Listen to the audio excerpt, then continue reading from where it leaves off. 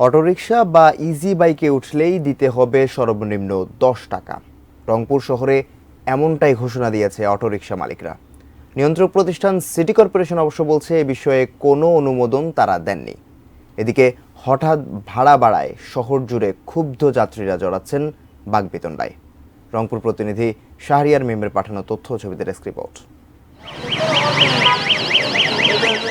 উত্তরের বিভাগীয় শহর রংপুর।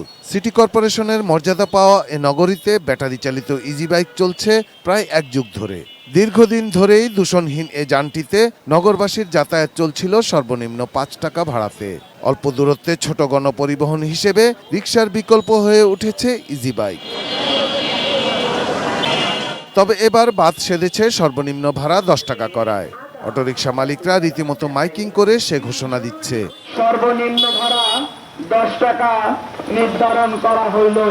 যদিও তারা বলছে এ ভাড়া ১ কিলোমিটারের বেশি যাতায়াতের জন্য, তবে কয়েকশো গজের দূরত্বেও ১০ টাকা ভাড়া গুনতে বাধ্য হওয়ায় ক্ষুব্ধ নগরবাসী। প্রায়শই ভাড়া নিয়ে যাত্রীরা জড়াচ্ছেন বাকবিতণ্ডায়, কখনো তা গড়াচ্ছে হাতাহাতি পর্যন্ত। কি বলছে, কি মাইকিং করতেছে, ১ কিলোর অধিক গেলে ১০ টাকা, কিন্তু এখান থেকে কাছারি তো আপনার কত কিলো হবে বলেন, তাও ১০ টাকা ভাড়া নিচ্ছে। ৫ টাকার ভাড়া ১০ টাকা হয়েছে, তাই বলে ১০ টাকার ভাড়া তো ১৫ টাকা হবে না, ১৫ ভাড়া ২০ হবে না। এখন এরা সবগুলোর ভাড়া বাড়িয়ে দিচ্ছে। প্রশাসন ঊর্ধ্বতন কর্মকর্তা আছে, ওনারা যদি পদক্ষেপ নেয় এটা থেকে মুক্তি পাওয়া সম্ভব, এছাড়া সম্ভব না। ভাড়া বাড়ানোর কারণ হিসেবে ইজি বাইক চালকরা দেখাচ্ছেন সিটি কর্পোরেশনের লাইসেন্স ও নবায়ন ফি বাড়ানোকে।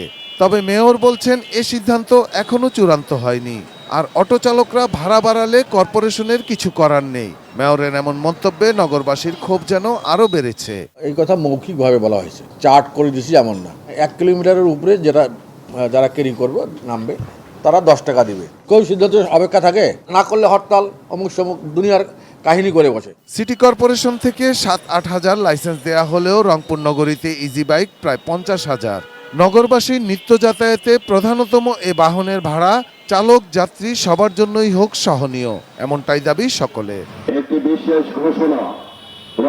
Shahidul Rana, desk report, ATN news.